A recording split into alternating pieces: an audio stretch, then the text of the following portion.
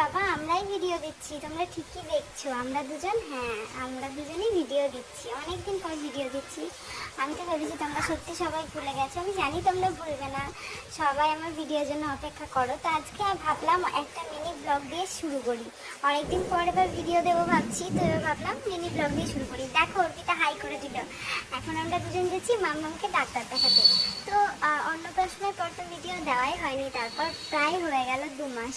তো 2 মাস মাম্মাম ভালোই ছিল, অন্নপ্রাশনের সময় যে শরীর খারাপ ছিল, তারপর আবার এই যে দেখো শরীর খারাপ, তো ডাক্তার দেখাতে নিয়ে চলে এসেছি। যেহেতু ওর পাপা বাড়িতে নেই, ওই জন্য সবটা আমাকেই করতে হবে একা।